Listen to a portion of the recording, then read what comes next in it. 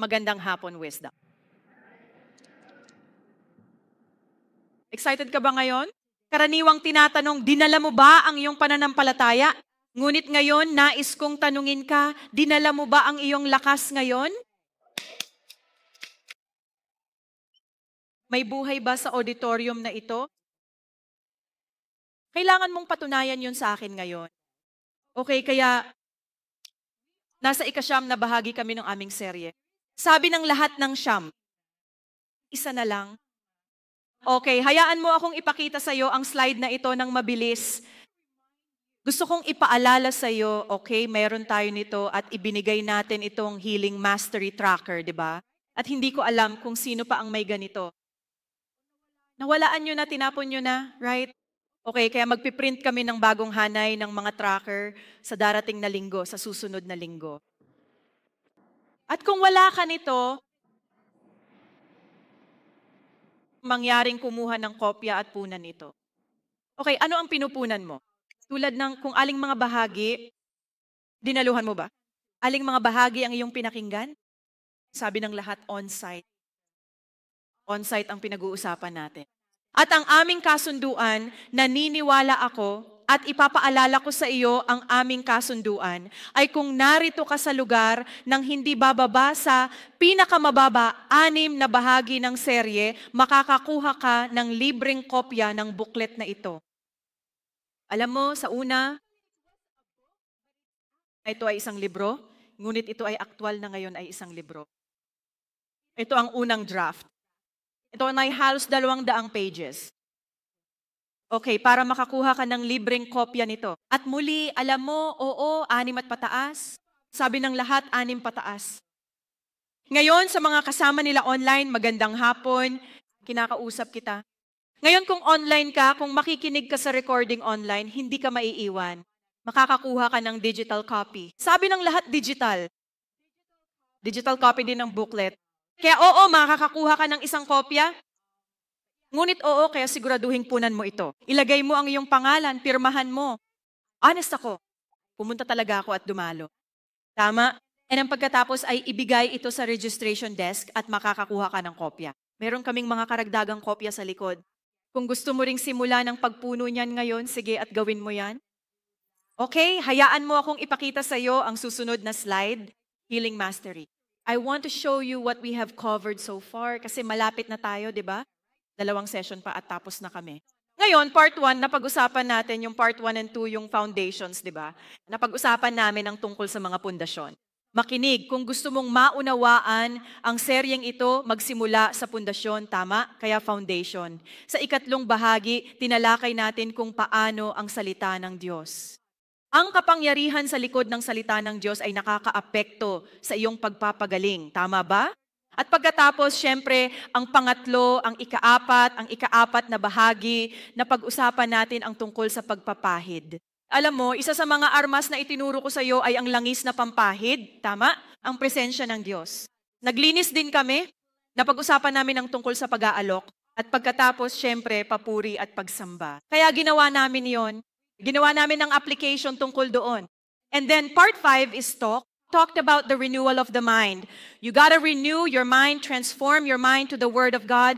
And then part 6 is about your emotions, right from the mind to the heart. So we talked about how do I renew my emotions, right? Transform my emotions, guide my emotions. And we also talked about communion in Psalm 91. Tama? At makinig, napag-usapan din namin ang tungkol sa Psalm 91 sa Thursday Nights with Wisdom. Kung gusto mong malaman patungkol diyan, unawain ang buong awit 91, maaari kang pumunta at makinig doon. Ngayon, part 7 ay tungkol sa mga salitang puno ng pananampalataya. Lahat ay nagsasabi ng mga salita. Ito ay nagsasalita tungkol sa ating dila. Mayroon kang kilala mong wika at hindi kilalang dila. Ang kilalang wika ay ang mga salitang iyong sinasalita na naiintindihan mo. At ang hindi kilalang wika ay ang speaking in tongues, right? Both of them is the power of the Holy Spirit. This series is about the power of the Holy Spirit. Now, part 8 is about the authority. So we talked about the power and now the authority. Part 8 is our authority that was last week na pag-usapan natin kung saan ka nakaupo. Kasama si Jesus sa mga kaharian ng langit, yan ang posisyon mo. Ngayon, lahat ng mga bagay na ito at syempre nasa ikasyam na bahagi tayo. Pag-uusapan natin kung paano mo pararangalan at pangalagaan ang iyong katawan, di ba? Ang templo ng banal na espiritu. And then part 10, our last one, we will talk about faith, immovable faith, which hopefully wrap everything up. Ngayon makinig, lahat ng mga bagay na ito ay nagbubukod sa iyo. Sabi ng lahat, i-set apart. Ibinubukod ka nito bilang isang anak na lalaki, bilang isang anak na babae ng kataas-taasang Diyos. Ito ang iyong patunay. Kapag lumalakad ka sa mga bagay na ito, pinapatunayan nito na ikaw ay tunay na anak ng ating kataas-taasang Diyos. Ito ang iyong patunay sa mundo na ang Diyos ay buhay. Sang-ayon ka dyan? Sinasabi nito sa mundo na, hey, ikaw ay minarkahan ng ating amang Diyos upang ganap na italaga para sa kanyang kaharian. At makinig, ang lahat ng mga bagay na ito, muli ay nagbibigay sa iyo ng kapangyarihan. Nagbibigay ng kapangyarihan sa iyo upang dalhin ang supernatural dito sa lupa, upang dalhin ang pambihirang dito sa lupa, upang gawin ang pambihirang ordinaryo sa iyong buhay. Masasabi mo bang amen yon? Ito ang iyong kagamitan dito at sana ay seryosohin mo ito. Kaya ngayon ay muli nating pag-uusapan ang iyong katawan, ang templo ng banal na espiritu. Bago yon, magdasal tayo. Panginoon, pinupuri ka namin, niluluwalhati ka namin, pinasasalamatan ka namin sa araw na ito. Tinatali ko ang diwa ng pagkakatulog. Binibikis ko ang diwa ng pagiging pasibo. Itinatali ko ang lahat ng ito at iniuutos ko sa iyo na umalis sa lugar na ito ngayon sa pangalan ni Jesus. Espiritu Santo, kinikilala ka namin. Kinikilala ka namin. Hayaan ang iyong apoy sa aming pag-uusap dito ngayon. Hayaan ang iyong apoy, hayaan ang iyong presensya, O Panginoong Diyos, sa aming pag-uusap ngayon. Hayaang punuin ng iyong enerhiya ang lugar na ito, O Panginoong Diyos. Sa ngayon, O Panginoon, sumasamo ako sa dugo ni Jesus para sa atin, sa ating mga pamilya. At salamat, Banal na Espiritu, para sa paghahayag. Sa pangalan ni Jesus, kami ay nananalangin. Amen at amen. I can feel parang napakatahimik nitong lugar na ito.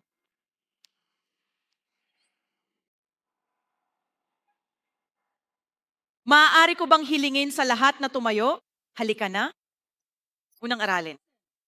Kapag tinatamad ka, kapag nararamdaman mo, alam mo pagod, kapag pakiramdam mo ay wala kang lakas para sa anumang bagay, ano ang gagawin mo? Magsisimula ka sa iyong katawan, tama? Anong ginagawa mo? Naku, di ko gagawin to. Sino ba pwede mag-demo? Tama? Anong ginagawa mo? Itaas ang iyong kamay, tama ba? Kamay mo? Ilipat ito pataas at pababa. Tama? Gisingin yan? Okay, halika na? Okay, anong pwedeng gawin? Anong gagawin mo pag gusto mo ng energy? Ay, workout? Okay, ayun. Paano kung tumalon? Ayun. Sa lakas. Halika, Carl. Okay. Sana ginagawa mo habang ginagawa niya. Halika na. Energy lang. Okay. Salamat, Banal na Espiritu, sa pagpapasigla sa aming mga katawan ngayon. Sa pangalan ni Jesus. Amen.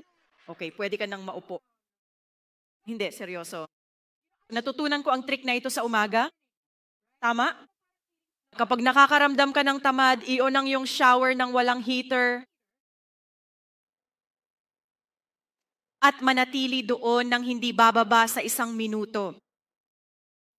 At pagkatapos ay kuskusin mo ang bawat bahagi ng iyong katawan at sabihin, ang aking katawan ay gising, ay energized, ito ay invigorated. Tama? Sa pangalan ni Jesus. At gising ka na. Sana gising na ang lahat. Okay, last Sunday. Sa aming nakaraang bahagi ng serye na aming na-establish, tulad ng iniligtas ka ng Diyos, sinasabi ng lahat, siya ang nagligtas sa akin. Siya ang naglaan para sa iyo. Tama ba? Pinagaling ka niya, past tense, di ba? Namatay ang Diyos para sa iyo. Kaya ano? Kaya, niligtas ka niya? Hindi lang para mailigtas ka niya sa impyerno, hindi lang para makapag-space out ka dito sa lupa. Hindi lang naman yun ang dahilan, di ba? Iniligtas ka ng Diyos upang ikaw ay maghari dito sa lupa. Tama, iniligtas ka ng Diyos para mamuno si Jesus sa mundo sa pamamagitan mo. Iyan ang pangunahing dahilan ng pagliligtas niya sa iyo. Genesis 1:26. Simulan natin doon. Sinabi ng Diyos na tayo ay Ama, Anak at Banal na Espiritu. Likhain ang tao ayon sa ating larawan at wangis. Hayaan silang magkaroon ng autoridad sa mga isda sa dagat, ibon sa himpapawid, hayop sa lupa, at lahat ng gumagapang sa ibabaw ng lupa. Binigyan ka ng Diyos, sabi ng lahat, kumpletong autoridad. 100%, hindi 99, hindi 80%, hindi 50-50. Binigyan ka ng Diyos ng ganap na autoridad sa lahat ng bagay na narito sa lupa. Nais ng Diyos na gamitin ka upang siya ay mamuno dito sa lupa. Mayroon kang ganap na autoridad na huwag gawin ang anumang nais mong gawin. Mayroon kang ganap na autoridad upang magawa mo ang nais ng Diyos na gawin mo. Mayroon kang ganap na autoridad upang maisakatuparan mo ang nais isagawa ng Diyos dito sa lupa. Iyan ang pangunahing layunin ng autoridad. Ang paksa natin ngayon ay pagpapagaling na nangangailangan ng paggalang sa templo ng Diyos. Layunin ko ay makita mo ang iyong katawan sa ibang pananaw. Sabi ko kay Holy Spirit, Lord, medyo ano lang tayo Huwag masyadong malalim. Practical, di ba? Practical. Paano ba alagaan ng katawan? Tulad ng mga practical na bagay. Pero kagabi, pinangunahan lang ako ni Lord. Muli patungo sa mas malalim. Mas malalim ang sinasabi ng lahat. Handa ka na bang tumanggap ng malalim ngayong araw? Tama? Okay, kaya gagawin natin at pag-uusapan natin ang tungkol sa mga praktikal na bagay. Ngunit nais kong pag-usapan ang tungkol sa paghahayag na ipinaalala sa akin ng banal na Espiritu. Kaya't dahil nais ng Diyos na mamuno sa pamamagitan mo, nilikha ka niya ng isang obra maestra. Lahat ay nagsasabi ng obra maestra. Tignan mo yung katabi mo, sabi mo, you are a masterpiece. Wow! Ano sa Tagalog ng masterpiece? Isang obra maestra. Wow! Iyan ay napakabuti. Nakikita mo ba ang iyong sarili bilang isang obra maestra? Oo, ikaw. Muli, bumalik tayo. Genesis 1:26-27, sinabi ng Diyos, gawin natin ang tao sa ating larawan, sa ating wangis. Hayaan silang magkaroon ng kapangyarihan sa mga isda sa dagat. Titigil na ako dyan. Ngunit sabihin ko lang sa iyo, ang salitang ito ay gumawa, ang salitang ito ay talagang mula sa isang salitang Hebreo na asa. Sabi ng lahat asa. Ang ibig sabihin nito ay gumawa mula sa isang bagay na mayroon na. Noong nilikha ka ng Diyos, ang unang bahagi ng nilikhang ito ay ginawa ka niya mula sa isang bagay na mayroon na. Ginawa ka niya mula sa dumi. Tignan mo yung katabi mo. Sabihin mo, ikaw ay galing sa lupa. Ikaw ay dumi. Okay, ginawa ka niya mula sa isang bagay na umiiral na. Kaya ito ay lumilikha. Si Asay ay lumilikha mula sa dumi. At dahil dyan, ikaw at mayroon kang pisikal na katawan at ikaw ay isang pisikal na nilalang. Sabi ng lahat, ako ay isang pisikal na nilalang. Ngayon, ang ikalawang bahagi ng paglikha para sa iyo, versikulo 27, sinasabi, kaya nilalang ng Diyos ang tao ayon sa kanyang larawan. Sa larawan ng Diyos, nilikha siya. Ang salitang nilikha, kaya ang gumawa ay mula sa salitang asa. Ang salitang ito na nilikha ay mula sa salitang Hebreo na bara. Sabi ng lahat bara. Ang ibig sabihin ng bara ay lumikha mula sa wala. Ito ay upang lumikha mula sa wala. Kaya ito ay nagsasalita tungkol sa paglalagay ng Diyos ng kanyang espiritu sa iyo. Hinihinga ng Diyos ang kanyang espiritu sa loob mo. At ito ang dahilan kung bakit ka isang espiritual na nilalang. Sabi ng lahat, espiritual na nilalang. Ngayon, simbahan, pakinggan mo ito. Isa kang obra maestra dahil ikaw lamang ang uri ng hayop dito sa mundo na parehong pisikal at espiritual na nilalang. Wala nang iba. Walang ibang sinasabi ang lahat. Wala sa mundong ito na katulad mo na pisikal at spiritual na pagiging na nilalang. Ayan na tayo. Tama? Kapag pinag-uusapan natin ang tungkol sa mga anghel at demonyo, ano sila? Espiritual na nilalang. Kapag pinag-uusapan mo ang tungkol sa mga hayop at halaman at lahat ng bagay na ito, ano sila? Mga pisikal na nilalang. Ikaw ay kombinasyon ng dalawang bagay na ito, pisikal at espiritual. Ang tao ay ang tanging species na may access, impluensya, epekto sa parehong kaharian ng espiritu at sa pisikal na kaharian. Sabi ng lahat, isa akong obra maestra. Ikaw lang, tao lang ang makaka-impluensya, makaka-apekto, at hawakan ng espiritu at pisikal. Sana nauunawaan mo bigat nito. Kaya galit sa iyo ang mga demonyo at sa iyong katawan. Hindi ka gusto ng mga demonyo, kaya namang gumagawa sila ng dumi. Nagtatrabaho sila sa corrupt. Nagtatrabaho sila para lapastanganin ang iyong katawan. Sa pamamagitan nito, sana ay matigil na sila. Maari silang mag-block. Maari nilang supilin ang kapangyarihan at autoridad na mayroon ka sa mundo. Alam mo, dinudung-isa ng mga demonyo ang iyong katawan. O sa pamamagitan ng ano? Physical abuse siguro, sexual na pang-aabuso. O, yan ay karumihan doon para matigil nila ang iyong autoridad. Kung ang iyong isip at katawan ay nasira sa pamamagitan ng ano? Pagkalulong sa droga, sa pagsusugal, sa alak, sa paglalaro, sa social media, sa pagkain, oo. Sa asukal, sa tsokolate, oo. Cake, ice cream, sino yun? Ako ito. Ito ang demonyo. Paraan ang masasamang pagnanasa, tama ba? Ang demonyong paraan para sirain ang iyong isip at katawan. Muli, hindi ko sinasabi na huwag kumain ng mga bagay na ito, ngunit ang sinasabi ko ay hindi masyadong marami. Hindi ko sasabihin sa iyo kung ano ang dapat kainin at kung ano ang hindi dapat kainin. Kung umaasa ka, hindi ko naman gagawin yon, di ba? Gayunpaman, pinangungunahan ng Espiritu, maaari ba akong kumain ng isang buong cake, Pastor Celeste? Pinangunahan ng Espiritu.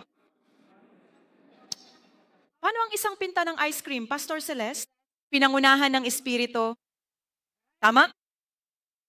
Ngayon makinig ka. Kung ang iyong katawan at ang iyong isip ay nasira, ang iyong autoridad ay nasira din. Naka-block ito. Ito ay pinigilan. At syempre, nilapastangan ang iyong katawan. Nilapastangan, ano? Sa pamamagitan ng paggamit ng iyong katawan sa patuloy na pamumuhay ng kasalanan. Kapag ginamit mo ang iyong katawan sa patuloy na pamumuhay ng kasalanan, ito ay nilapastangan. Pagkatapos ang iyong autoridad ay naharang, ang iyong autoridad ay pinigilan, ang iyong autoridad ay nagambala. Makinig sa simbahan, walang pakialam ang mga demonyo na mayroon ka dito sa lupa. Hindi nila. Ngunit iniisip nila na mayroon ka kung gumana ka mula sa iyong autoridad.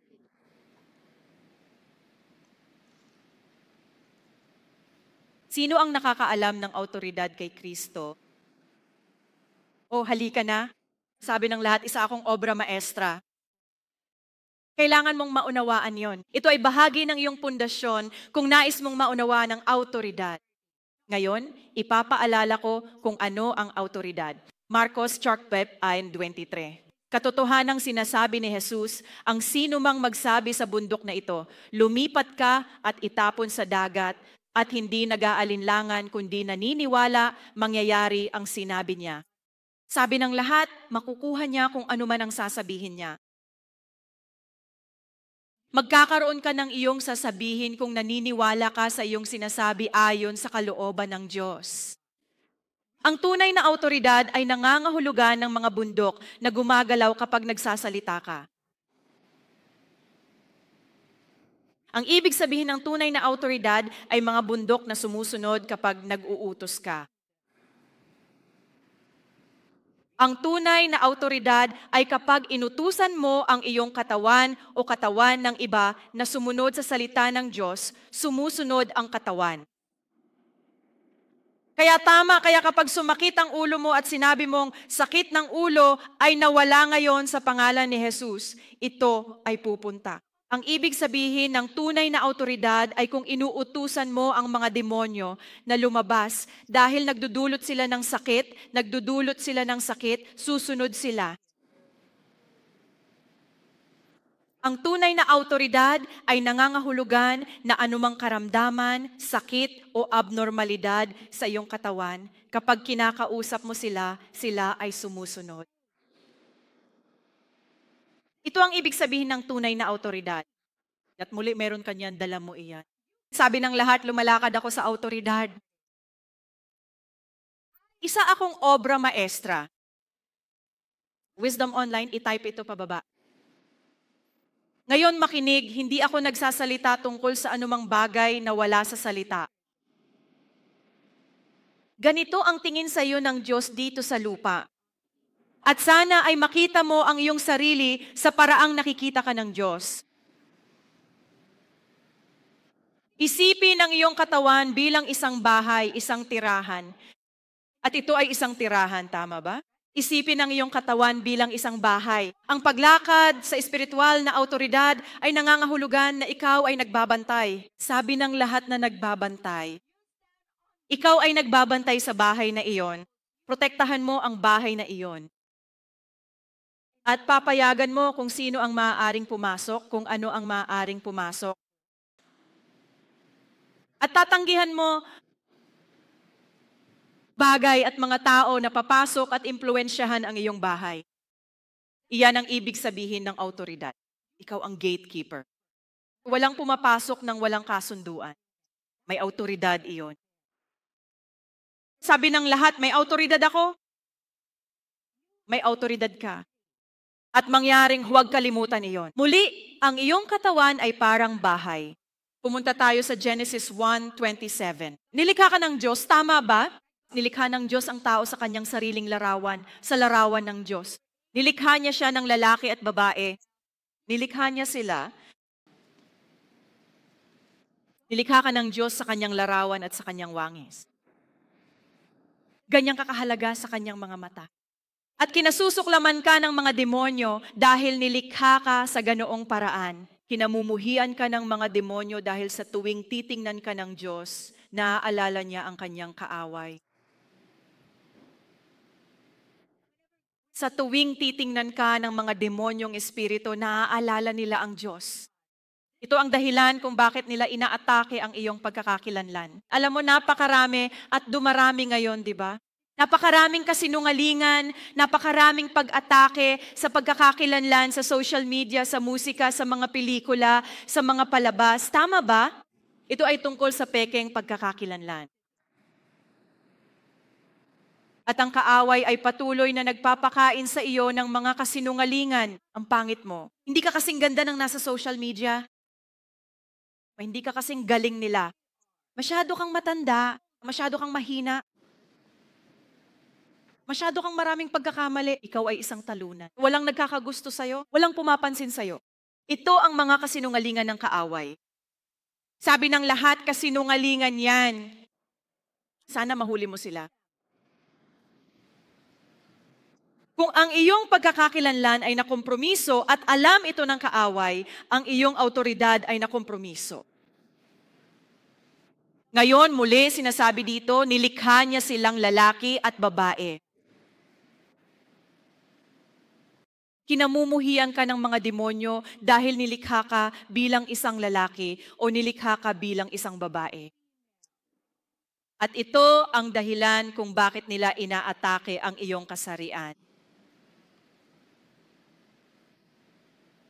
Makinig, ang simbahan, kapangyarihan at autoridad ay ibinigay sa lalaki at babae.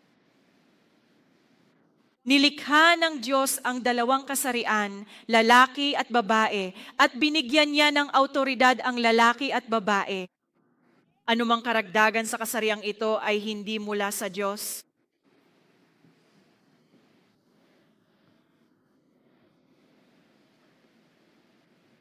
Alam ng kalaban na kung may kalituhan sa iyong pagkakakilanlan, kung may kalituhan sa iyong kasarian, alam niya na kaya niyang hadlangan ang autoridad mo sa buhay mo, na kaya niyang harangan ang iyong paghahari sa mga bagay sa buhay mo.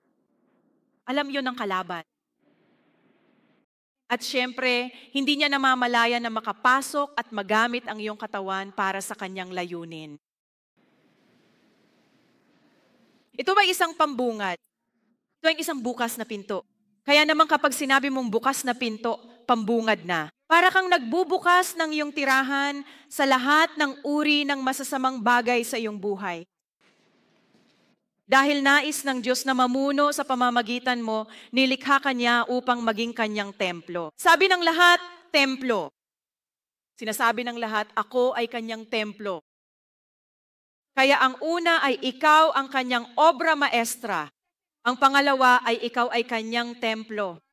Ngayon, 2 Corinthians 6:16, ito ay nagsasabi, at anong pagkakaisa mayroon ang templo ng Diyos sa mga Diyos-Diyosan? Sapagkat kayo ang templo ng buhay na Diyos. Gaya ng sinabi ng Diyos, ako ay mananahan sa kanila. Sa loob mo, tama ba? At lumakad sa gitna nila, ako ay magiging kanilang Diyos at sila ay magiging aking mga tao. Juan 14:23, sabi ni Jesus, kung may umiibig sa akin, tutuparin niya ang aking salita, mamahalin siya ng aking Ama, lalapit kami sa Kanya at gagawin siyang tahanan namin. Ikaw ay tahanan ng Diyos. Si Jesus ay nasa iyo. Ang Amang Diyos ay nasa loob mo. Ang banal na Espiritu ay nasa loob mo. Siksikan ka dyan. Sabi ng lahat, masikip ako. Kaya kapag sinabi mong, I'm so lonely, I'm so alone, I'm alone in this world, that's a lie. Marami kang kasama ngayon. Sana ay palaging ganyan lang karami ang mga kasama mo sa bawat pagkakataon. Okay? 1 Corinthians 6:19, ang sabi, alam mo ba na ang iyong katawan, muli nagsasalita pa rin tungkol sa iyong katawan dito, tama? Ang iyong katawan ay templo ng banal na Espiritu na nasa iyo, na mayroon ka mula sa Diyos at hindi ka sa iyo. Sabi ng lahat, hindi ako sa sarili ko. Ibig sabihin, hindi sa iyo ang katawan mo. Binili ka ng may halaga. Binili ka ni Jesus. Sa makatuwid, sinasabi ng lahat, ang Diyos ang may-ari ng aking katawan. Ako ang manager. Parang finances lang to, di ba? Tama? Ngunit iyon ang iyong katotohanan. Hinihiram mo ang katawan na iyon sa Panginoon. Ngayon, upang lubos na maunawaan ang talatang ito, gusto kong ilabas sa iyo at ipaunawa sa iyo kung ano ang tahanan ng Diyos. Alam mo, kahit sa lumang tipan, di ba? Napag-usapan natin ng tungkol sa altar, ang mga altar bilang tahanan ng Diyos. Sa lumang tipan, bago ang panahon ni Moses, sina Abraham, Isaac, Jacob, nagtayo sila ng mga altar para sa Panginoon, tama ba? At yun ay nasa lumang tipan muli bago ang panahon ni Moises. Tara na sa susunod. Ang sumunod na mula sa mga altar, ito ay naging isang tabernakulo. Tabernakulo ay noong panahon ni Moses, kapag sila ay nagdadala, tama? Ito ay isang portable na tirahan ng Diyos. Dinadala nila ito sa buong paglalakbay nila mula sa Ehipto hanggang sa lupang pangako. Tama ba? Ito ay naging isang tabernakulo. At muli, hindi ko babasahin ang mga talata sa Biblia, ngunit narito ito. Ngunit kaya iyon ang panahon ni Moses. At pagkatapos ay lumipat, ito ay naging isang templo. Mula sa isang portable na tirahan, gusto ng Diyos ng higit pang Permanenteng tirahan, tama. At ito ay noong panahon ni David sa panahon ni Solomon. Kaya nagtayo sila ng isang templo bilang isang permanenteng tirahan para sa Panginoon ngayon. Kahit na sa bagong tipan, maaari ba tayong pumunta sa susunod na slide, mangyaring kahit na sa bagong tipan ay dinala ang templo na ito hanggang sa bagong tipan, alam mo na ito ay tungkol kay Jesus. Tungkol sa kalagitnaan ng kapistahan, si Jesus ay umakyat sa templo at nagturo doon. Kaya ito ay nagsasalita tungkol sa isang aktwal na pisikal na istruktura. Sinasabi ng lahat na istruktura. Okay? Kaya ito ay isang bagay na maaari mong hawakan, isang gusali, tama ba?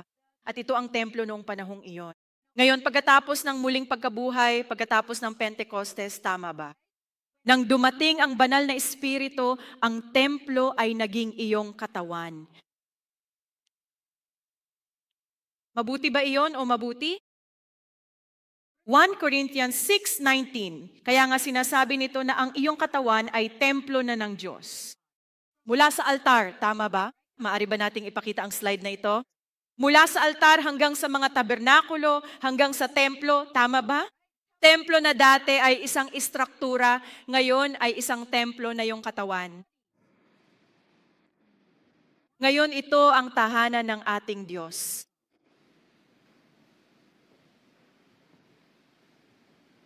Bakit ko ito ipinapaliwanag? Kailangan kong maunawaan mo ang tungkulin ng isang altar upang maunawaan mo ang tungkulin ng iyong katawan bilang isang templo. Babalik tayo doon. Ano ang mga layunin ng isang altar? Ang altar ay isang lugar ng pagsamba at pasasalamat sa lumang tipan. Tama ba? At makinig, ito ay parehong layunin. Altar, tabernakulo, templo. Ang templo ay ang iyong katawan. Ang layunin ay pareho. Tama? Kaya pag-aralan natin ang layunin. Muli, ang altar ay isang lugar ng pagsamba at pasasalamat. Ang susunod, pakiusap. Ang altar ay ano? Ito ay isang lugar ng pamamagitan, pagsisisi, at pambihirang tagumpay. Ngayon, gusto kong basahin ito mula sa 2 Samuel 24 hanggang 25. Ito ay Haring David. Ang bansang Israel ay talagang pinangungunahan ng isang salot, tama ba? At kaya pumunta siya sa Panginoon at nagtanong, Panginoon, ano ang dapat kong gawin? At itinuro sa kanya kung ano upang magtayo ng altar para sa Panginoon. At dahil nagtayo siya ng altar para sa Panginoon, ang salot ay naalis sa Israel. Kaya muli, ito ay isang lugar ng pambihirang tagumpay. Susunod na slide, mangyaring, ang altar ay isang lugar ng paghahain. Muli, sa lumang tipan, makikita mo ang mga taong nagsasakripisyo, gumagawa ng handog para sa kasalanan, at handog na sinusunog sa altar dahil ito ay lugar ng paghahain. Ito ay isang lugar ng pagbabayad sala. Numero 4, ang altar ay, and gusto ko dito mag-camp, kaya nga mas mabilis ko na lang ipinapaliwanag sa'yo. Bilang 4, ito ay isang spiritual na gateway. Ito ay isang lugar ng pakikipag-ugnayan. Isa itong meeting point at access point sa pagitan ng langit at lupa. Babasahin ko ulit yon para ito isang espiritual na gateway, isang lugar ng pakikipag-ugnayan, isang tagpuan, isang access point sa pagitan ng langit at lupa. Hayaan mong basahin ko sa iyo ang Genesis 28, 12, 16 hanggang 19. Nagising si Jacob sa kanyang pagkakatulog at sinabi, tunay na ang Panginoon ay nasa dakong ito. Ngayon, maaari ba tayong pumunta sa talata 12, mangyaring? Bumalik ka. Verse 12 muna. Ang sabi, tapos na naginip siya, ito ay tungkol kay Jacob, di ba? At narito, isang hagdan ang nakalagay sa lupa at ito'y tumigil na umabot sa langit at dooy ang mga anghel ng Diyos ay umaakyat at bumababa doon. Kaya ito ay isang larawan ng isang altar. Ito ay isang landing strip ng ang mga anghel na umaakyat at bumaba sa langit at lupa, tama ba? Paakyat baba sila at nakita ito ni Jacob sa kanyang panaginip. 16 ayon dito, nagising si Jacob at sinabi, totoo ang Panginoon ay narito. Alam ko, nararamdaman ko ang presensya ng Diyos sa lugar na ito. Ang mga espiritong nilalang, Ang mga anghel, sila ay may access sa lugar na ito. 17, sabi nito, at siya'y natakot at sinabi, anong kasindak-sindak ang lugar na ito? Ito ay walang iba, kundi ang bahay ng Diyos at ito ang pintuan ng langit. Sinasabi ng lahat na pintuan ng langit. Alam mo, ito ay nagsasabi sa akin na mayroong isang tiyak o may mga tiyak na lugar dito sa lupa na nag-uugnay sa langit at lupa. May mga tiyak na lugar dito sa lupa na tunay na nakakatugon sa langit at lupa. At nang makita iyon ni Jacob, sinabi niya, ito ang lugar na iyon. Ito ay isang altar. So anong ginawa niya? Maagang bumangon si Jacob, kinuha ang batong inilagay niya sa ulunan, itinayo bilang haligi at binuhusan ng langis. Gumawa siya ng altar, tama ba? Binuhusan niya ito ng langis at tinawag ang lugar na Bethel. Maganda ba yon? Ang sasabihin ko sa iyo, ang altar ay kung saan ang kaharian ng Espiritu ay humipo sa pisikal na kaharian. Ito ang lugar muli kung saan nagtatagpo ang langit at lupa, kung saan ang pisikal ay humipo sa espiritual. Isahari 18, 30 hanggang 39. Hindi ko babasahin ang buong talata, ngunit ito ay isang kwento ni Elias noong nakipag-away siya sa mga propeta ni Baal. Tama ba? Kaya nandoon siya. At sinasabi niya, patunayan mo sa akin kung gaano kalakas ang iyong Diyos. So nag-power showdown sila, di ba? At pagkatapos, ang ginawa niya ay nagbuhos siya ng tubig sa altar. At sinabi niya, tingnan mo, papasok ang apoy sa altar na ito. At syempre, lahat ng tao ay hindi naniniwala, tama ba? Paano kaya yon? Alam mo, nagbuhos ka lang ng tubig sa altar na yon. Ngunit ito ang nangyari, 38.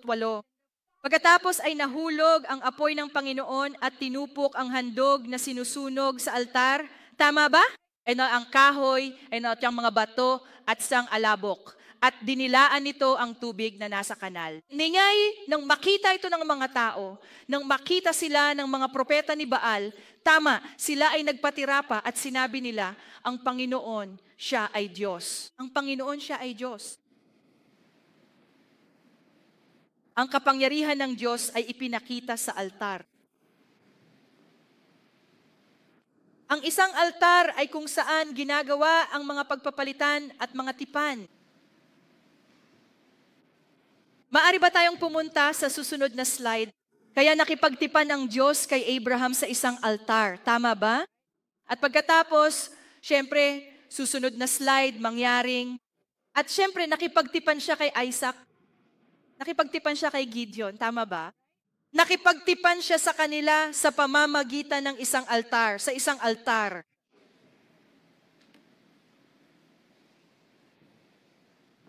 And sa isang altar ay kung saan pinagpapala ng Diyos ang kanyang mga tao. Exodo 20, 24, sinasabi nito, isang dambana ng lupa ang gagawin mo para sa akin. At sa bawat lugar kung saan ko itatala ang aking pangalan, ako ay lalapit sa iyo at pagpapalain kita. God bless. Kanyang mga tao sa pamamagitan ng isang altar. Makinig ka dahil ito ay tungkol sa iyo.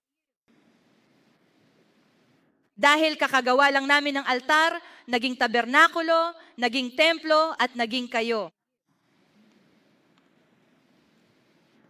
Ang mga tipan at pagpapalitan ay ginawa. Pinagpala ng Diyos ang mga tao.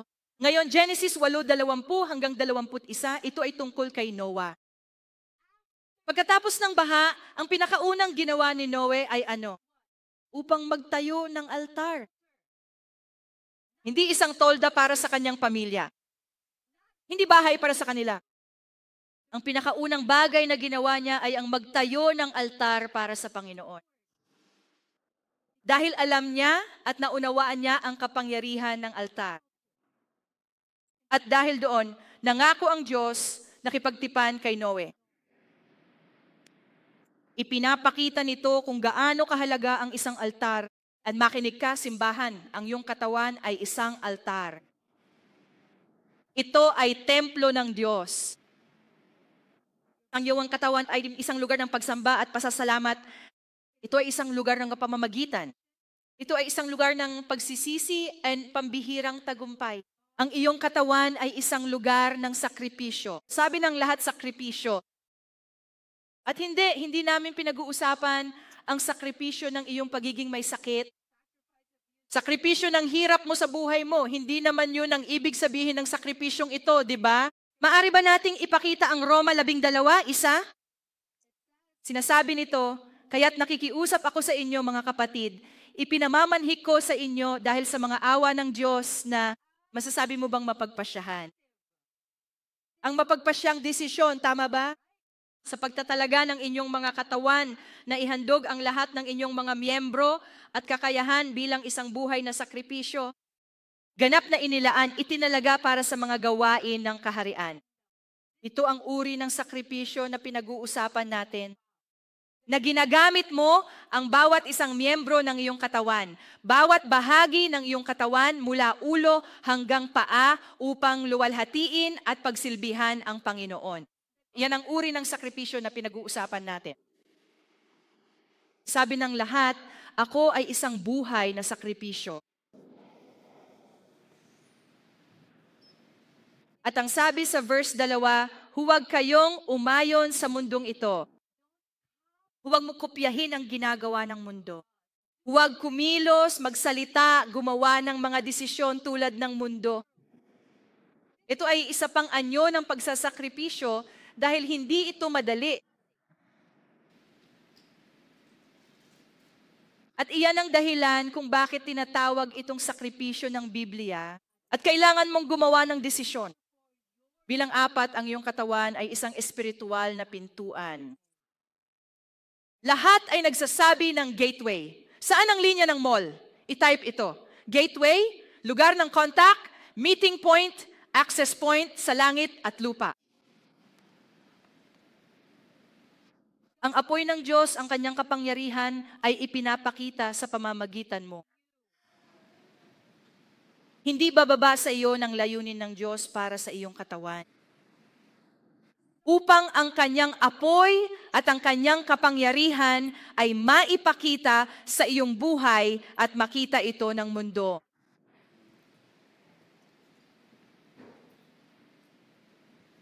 Iyan ay tulad ng senaryo kay Elias at sa mga propeta ni Baal. Ngayon tandaan ang senaryo na iyon kay Jacob sa Genesis 28. Tinawag niyang Bethel ang lugar na iyon dahil nakita niya ang mga anghel na umaakyat at bumaba, lugar na iyon. Ngayon makinig, ang iyong katawan, lahat ay nagsasabi, ang aking katawan ay Bethel. Ikaw ang bersyon ng bagong tipan ng Bethel. Dinadala mo ang presensya ng banal na espiritu sa loob mo. Sabi ng lahat, isa akong obra maestra. Kasama mo pa ba ako? Sana iba ang nakikita mo sa katawan mo.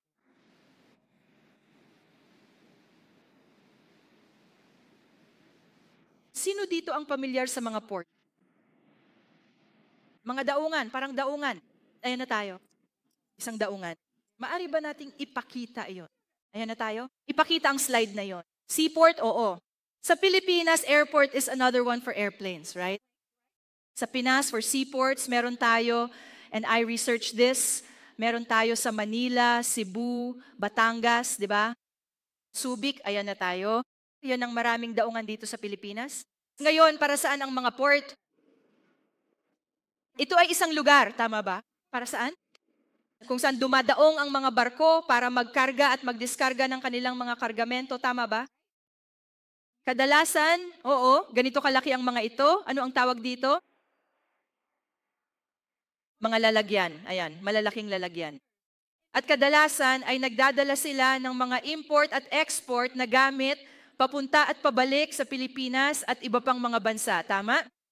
Ito ang function ng isang port. Ngayon makinig ka, simbahan, ikaw ay isang espiritual na daungan. Ano ang ibig kong sabihin dito? Nagdadala ka ng mga kalakal mula sa langit at dinadala mo ito sa lupa.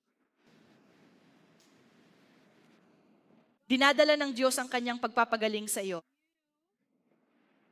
Dinadala ng Diyos ang kanyang pagpapagaling sa buong mundo sa pamamagitan mo.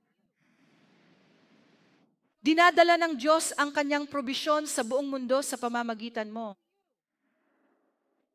Dinadala ng Diyos ang kanyang karunungan, ideya, solusyon na supernatural sa mundo sa pamamagitan mo. Isa kang espiritual na daungan. Dinadala ng Diyos ang kanyang kaligtasan sa mundo sa pamamagitan mo.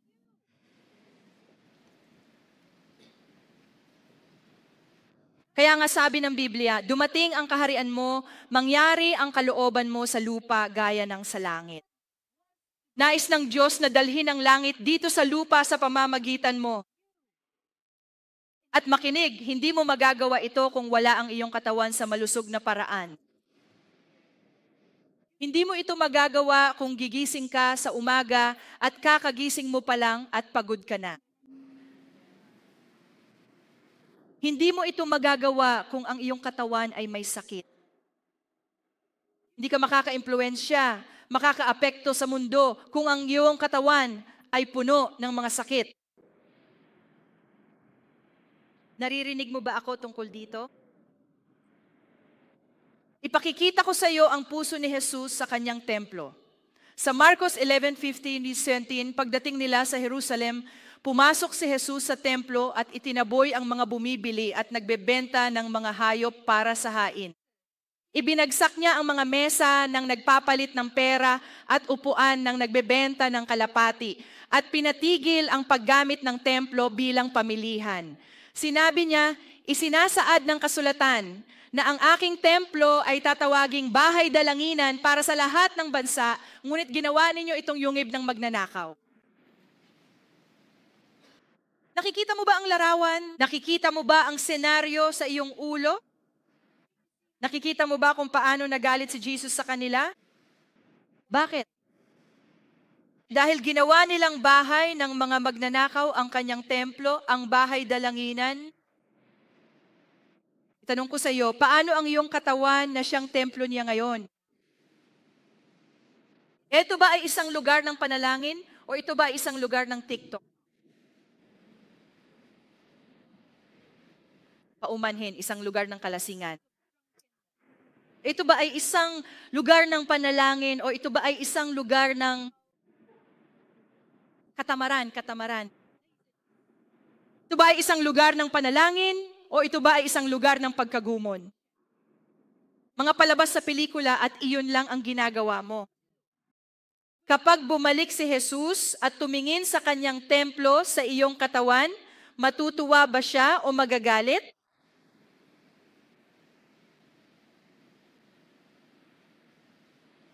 Alam kong may ilang minuto pa ako. Paggalang sa iyong katawan. Labanan ang dyablo sa iyong pamumuhay. Yun yung una. Sabi ng lahat, labanan ang dyablo sa aking pamumuhay. Oh, ito ay, okay, nagiging practical na tayo ngayon, di ba? Paano mo gagawin yon? Gayong itigil ang mga pamumuhay na hindi naglilingkod sa iyo. Tulad ng halimbawa, punan ang blangko.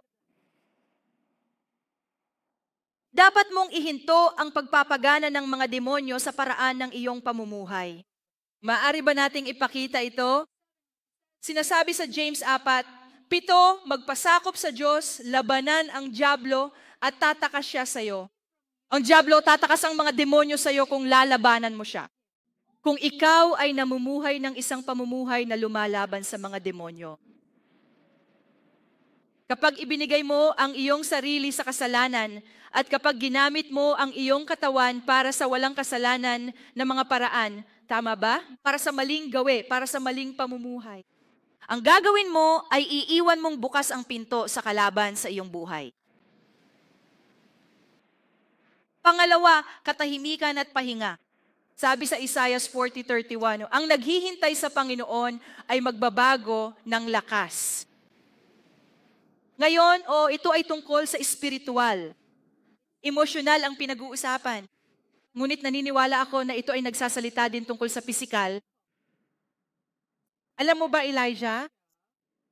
Tama? May isang sandali sa buhay ni Elijah na gusto niyang magpakamatay. Sobrang depressed niya. At ano ang ginawa ng anghel? Binigyan siya ng pagkain. Sinabihan siyang matulog. Makinig, kung minsan ang iyong solusyon ay praktikal, baka kailangan mong matulog. Siguro kailangan mong pakainin ang iyong katawan ng masarap na pagkain. Hindi junk food. Hindi chips, kahit na ito ay mabuti. Ngunit hindi chips, hindi cake, hindi ice cream. Baka depressed ka, baka pagod ka dahil sa mga bagay na ito. Ngunit praktikal ang Biblia at nagsasabing, hey, magpahinga ka. Patahimikin ang iyong sarili, i-off ang social media, i-off ang iyong Netflix. Huwag matulog habang nanonood ng maraming telenovela. Paggising mo, wala ka ng energy. Pangatlo, kumain ng tama. Sa Isaiah 52, 55 din, sinasabi nito, makinig kang mabuti sa akin at kumain ng mabuti. I'm trying my best na huwag sabihin sa iyo kung ano ang gagawin. Hindi ko sasabihin sa iyo kung ano ang gagawin. Pero nagtitiwala ako na kakausapin mo ang Diyos. Sino nga pala ang gumagawa ng iyong katawan kapag may hindi tama sa iyong katawan? Bumalik ka sa tagagawa at tinanong mo siya, Panginoon, ano ang dapat kong gawin? May malfunction sa katawan ko ngayon. Ano ang kailangan kong gawin, Panginoon? At muli, practical din ang Espiritu Santo. Exercise ka naman dyan paminsan-minsan. Lumabas ka at magsindi ng apoy. Halimbawa na lang, ha? Makinig, hindi kinokontrol ng Diyos ang iyong katawan. Sino ang kumokontrol sa iyong katawan? Gawin mo. Sino ba naman naglalagay ng pagkain sa iyong bibig? Gawin mo. Tama ba, Pastor Riz? Gawin mo. Gumagawa ka ng mga desisyon sa kung ano ang ilalagay mo sa iyong bibig. 1 Corinthians 6:20 muli, ay luwalhatiin ang Diyos sa iyong katawan, sa lahat ng iyong ginagawa, sa iyong kinakain, sa kung paano mo ito pinangangasiwaan.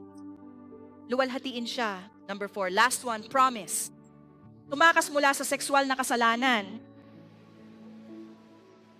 Sinasabi nito, 1 Corinthians 6:18-20, tumakas mula sa sexual na imoralidad.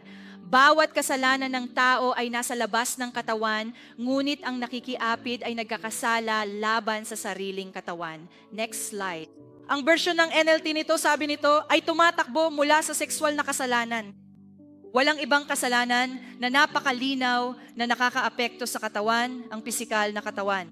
Oo, ito ay nagsasalita tungkol sa pisikal na katawan gaya ng ginagawa ng isang ito. Ito ay lubhang kawili-wili dahil sinasabi ng Biblia na ang sexual na imoralidad, oo, ito ay isang kasalanan. Oo, nilalabag nito ang mga utos ng Diyos.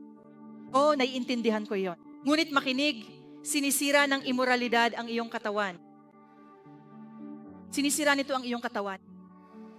Ito ay direktang nakakapinsala sa iyong katawan ng higit sa anumang iba pang kasalanan. Kayo ay tumitingin sa inyong mga relo. Sinasabi ng mga tao, hindi. Ang kasalanang sexual ay hindi lamang isang pisikal na gawain. Ito ay isang paglabag sa templo. Sabi ng lahat, paglabag sa templo. Nilalabag mo ang templo ng Diyos kapag nakagawa ka ng sexual na kasalanan. Pastor Celeste, ano ang kasalanang sexual? Pumunta tayo sa susunod na slide. Basahin ko na lang ito. Sinasabi nito, hindi ba ninyo alam na ang mga hindi matuwid ay hindi magmamana ng kaharian ng Diyos? Huwag magpalinlang. Hindi rin. Okay, binibigyang kahulugan ito ng Biblia. Ano ang kasalanang sexual? Mga mapakiapid, sumasamba sa Diyos-Diyusan, mga ngalunya, homoseksual, sodomita, ni mga magnanakaw, ni mga sakim, ni mga lasenggo, ni mga manlalait. Susunod na slide, mangyaring. Ano ang kasalanang sexual, Pastor Celeste? Hindi mo ba alam na ang mga hindi matuwid Pwede tayong pumunta sa susunod na slide. Kapag sinunod mo ang hangarin ng makasalanang kalikasan, malinaw, sexual na imoralidad, karumihan, mahalay na kasiyahan, idolatriya, pangkukulam, ito ang kasalanang sexual. Ang sinasabi ng Biblia, tumakbo. Masasabi ba ng lahat na tumakbo mula sa sexual na kasalanan? At hayaan mo akong isara muli ang isang ito. Dahil 619, ang iyong katawan ay ang templo. And ang iyong katawan ay hidis sa iyo. Maari bang sabihin ng lahat ang amen dito? Pwede ba kitang hilingin na tumayo, please? Magdasal tayo. Salamat, Jesus.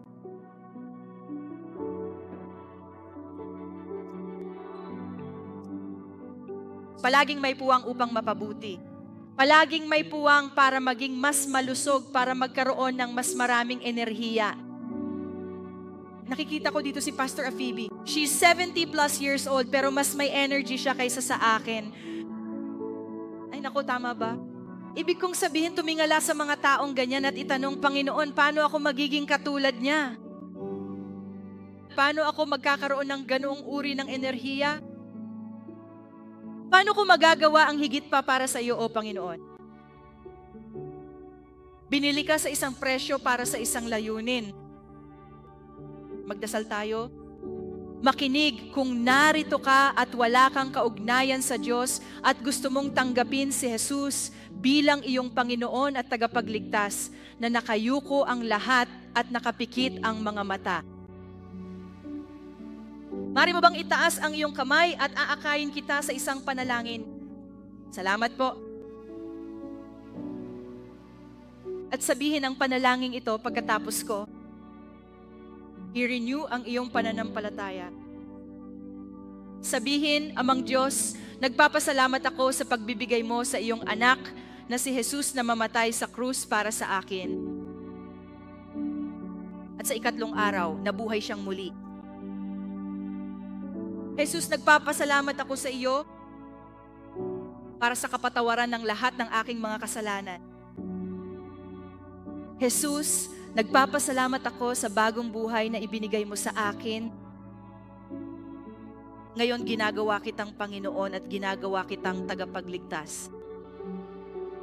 At isinusuko ko ang aking sarili sa iyo, katawan, kaluluwa at espiritu. Sa pangalan mo ako ay nananalangin. Amen. Pahintulutan akong manalangin para sa iyo, para sa lahat. Kunin mo si Aba, Sarah, Baba, Sarah, blah blah blah blah blah blah. Sarah, blah blah blah blah blah blah blah blah blah blah blah. Amang Diyos, nagpapasalamat kami sa iyo.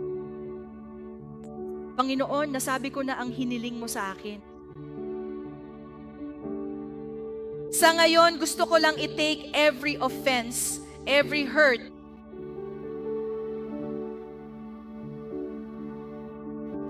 maaring may halaga ang iyong salita ngayon. At sinisira ko lang ito sa makapangyarihang pangalan ng ating Panginoong Jesus. Ipinagdarasal ko ang lahat na nakikinig sa tinig ko, na makita at maranasan mo ang pag-ibig ng Diyos. Sobrang laki. Sobrang dalisay. Dalangin ko na makita mo ang iyong katawan, nakikita mo ang iyong sarili. Ang paraan ng pagtingin sa iyo ng Diyos. Ang paraan ng pagtingin sa iyo ng Diyos na ikaw ay isang obra maestra, na ikaw ay kanyang tirahan, na ikaw ay mahalaga sa mata ng Diyos, na ikaw ay mahalaga sa kanyang mga mata. Ama, pumunta kami sa iyo ngayon at kinakatawan ko ang lahat ng naririto na nakikinig sa tunog ng aking boses. At nais naming humingi ng iyong kapatawaran, Panginoong Diyos, sa paggamit ng aming katawan sa maling paraan, sa paglapastangan dito, sa pagdungis dito. Panginoon, nais naming humingi ng iyong kapatawaran. Patawarin mo kami, Panginoong Diyos, sa pagpapabaya sa aming mga katawan. Patawarin mo kami, Panginoong Diyos, sa hindi pag-aalaga sa aming mga katawan. Patawarin mo kami, Panginoong Diyos, sa hindi pagiging mabuting tagapangasiwa ng katawang ito na ibinigay mo sa amin. Kaya't Panginoon, ngayon ay lumalapit kami sa iyo at tinatanggap namin ang iyong kapatawaran. Kami ay lumalapit sa iyo, Panginoong Diyos, at ipinapahayag namin ngayon ay isang malinis na talaan. Ngayon ay isang malinis na talaan para sa mga bagong gawi, Panginoon. Pwede sa pagpipigil sa sarili, pwede sa disiplina, pwede sa pag-ibig, kapayapaan at kagalakan, pwede sa kahinahunan, pwede sa kabutihan, pwede sa kaamuan. Para sa katapatan, para sa pasensya, Panginoong Diyos. Ngayon ay isang bagong araw. Ngayon ay isang malinis na talaan. Espiritu Santo, halika. Espiritu Santo, at binibigyan ka namin ng pahintulot na gumalaw sa aming mga katawan ngayon. Mula sa korona ng ating mga ulo hanggang sa talampakan ng ating mga paa. Banal na Espiritu, halika ngayon at magsunog. Bawat isang bagay na hindi mula sa iyo sa aming mga katawan ngayon, mula sa korona ng aming mga ulo hanggang sa talampakan ng aming mga paa. Banal na Espiritu, binibigyan ka namin ng pahintulot na kumilos upang sunugin ang bawat pagnanais, bawat gana na hindi mula sa iyo, o Panginoong Diyos, upang sunugin ang bawat sakit, bawat kawalan ng timbang, bawat abnormalidad, bawat pamamaga sa aming mga katawan ngayon. Ang apoy ng banal na Espiritu ay bumaba at sunugin ang bawat isang bagay na hindi mula sa iyo na nasa aming mga katawan ngayon sa makapangyarihang pangalan ng aming Panginoong Hesus. Nakikita ko na ang apoy na humihipo sa iyo ngayon. Ngayon din, banal na Espiritu, binibigyan ka namin ng pahintulot na lumipat upang baguhin ang aming mga gana sa aming mga pagnanasa, na baguhin ang aming mga pagnanasa, at ihanay ang mga ito sa iyong mga hangarin, o Panginoong Diyos. Iayon sila sa iyong mga gana, o Panginoong Diyos. Iayon sila sa iyong mga pagnanasa, o Panginoon.